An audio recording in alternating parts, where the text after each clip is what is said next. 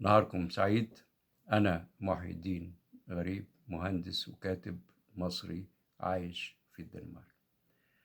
النهاردة في سلسلة حلقات لماذا هتكلم عن لماذا الصين لا ترقى أن تكون دولة عظمى.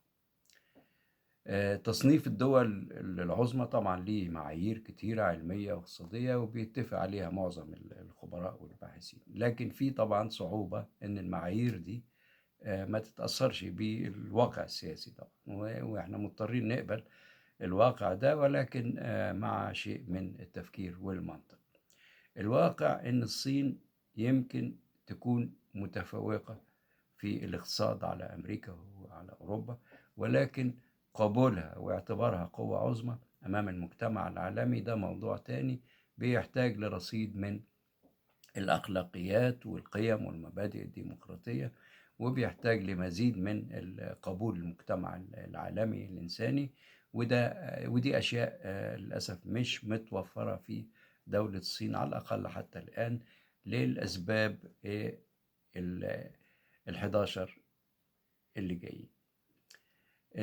أول سبب الصين، وزي ما احنا عارفين، ما فيهاش ديمقراطية، وبتنتهك كتير من حقوق الإنسان ومن حرية التعبير والصحافة زي المؤشرات العالمية بتقول. تاني حاجة إن الصين ما حققتش التوازن المطلوب في التنمية، ولا حققت الفجوة الكبيرة بين سكان الحضر وسكان الريف لا تزال موجودة. تالت حاجة، الصين أخلاقياتها لسه ما بتسمح لهاش إن هي ما تستغلش حاجة الشعوب الفقيرة اقتصاديا، ولذلك لا تزال بتصدر لهم منتجات ممكن تبقى فرز رابع وخامس، وغالبا بتبقى مسرطنة وملوثة للبيئة وضارة للصحة، وبتعمل ده من غير أي إحساس بضمير ولا بمسؤولية. رابع حاجة، الصين بتستغل فساد الدول الفقيرة وبتصدر لها السلع علشان تحقق مكاسب مادية وهيمنة اقتصادية. خامس حاجة، وسياسيا، فهي بتدي قروض للدول الفقيرة عشان تستعمرها اقتصاديا وسياسيا، زي اللي بيحصل في أفريقيا وفي كتير من دول أفريقيا وفي دول الإسكيم. سادس حاجة، تقدم الصين العلمي اعتمد على نسخ الصناعات الغربية من الخمسينات زي ما كلنا فاكرين ولحد دلوقتي، وطبعا هم نجحوا واجتهدوا طبعا وأضافوا وطوروا لهذه الصناعات ما فيش شك، وكسبوا التنافس العالمي، ولكن ده كان على حساب استغلال العمالة الرخيصة في الداخل وقمع النقابات الحقوقية وما إلى ذلك. سابع حاجة، وحتى في المجال العلمي، مع إن اللقاح الصيني لم تعتمد ولا صدقت عليه أي هيئة عالمية ولا علمية، واستخدم بس 7% من شعب الصين، إلا إن الصين غمرت وصدرته للدول الفقيرة، مستغلة طبعا ظروفها الفقيرة، وكمان عشان تبقى فرصة للتجارب على اللقاح. تامن حاجة، وفي مجال الاقتصادي، الصين استحوذت على حق إدارة مطار عنتيبي أكبر مطارات أوغندا، واستولت على مواني في سريلانكا وفي جوادار في باكستان ومومبوسيا في كينيا وفي غيرها، مقابل الديون عجزت الدول دي عن أن هي تسددها، وضغطت عليها على الدول علشان يتنازلوا عن أصول الممتلكات دي. تاسع حاجة، إن الصين مع إنها تاني أكبر اقتصاد في العالم وفي الدول الصناعية بامتياز، إلا وكمان صاحبة قوة عسكرية ضاربة، إلا إنها فضلت وحاربت عشان تتصنف كدولة نامية، بدل إن هي تبقى دولة غير نامية.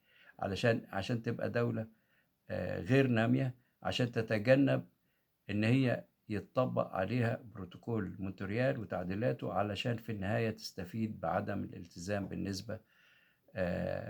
بالنسبة المحددة لخفض غازات الأوزون والمواد الضارة، وده طبعا خليها تستفيد من الحصول على فترة أطول للتخلص من المواد دي.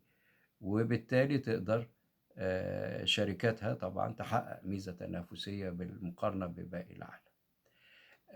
يعني هي فضلت إن هي تتصنف دولة غير نامية علشان تستفيد بالمزايا دي، لدرجة إن مجلس الشيوخ في أمريكا والسيناتور الجمهوري دي سولفيان آه، قرروا عدم التصديق على تعديل كيجالي من بروتوكولات مونتريال في سنة 2019.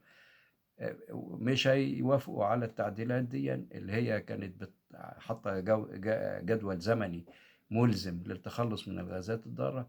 قالت مش هتوافق على كده إلا إذا تم إعادة تصنيف الصين كدولة نامية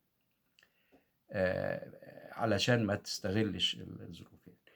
10 حاجة، الصين تراجعت عن فكرة تحديد النسل بعد ما طبقته لمدة 35 سنة من سنة 1980، وبعد ما حققت هدفها في استعدال منحنى التركيب العمري عندها يعني.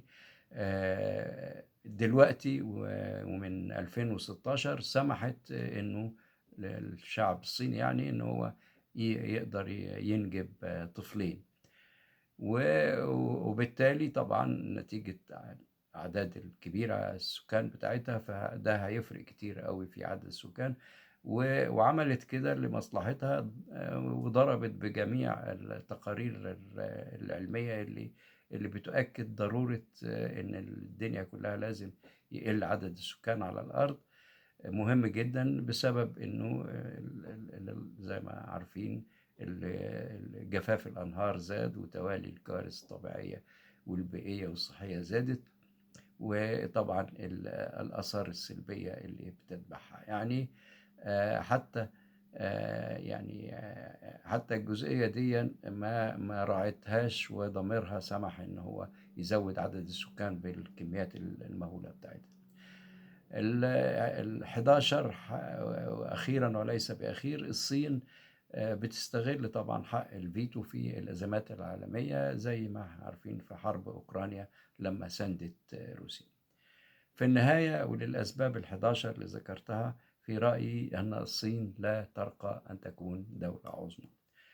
المثل الصيني اللي بيقولوا إذا كان الثوب يمنح الرجل هيبة، فإن المال يمنحه الجرأة. ولكن في الحالة الحالية بتاعت الصين، لن يشفع للصين هيبة ثوبها ولا جراءة أموالها.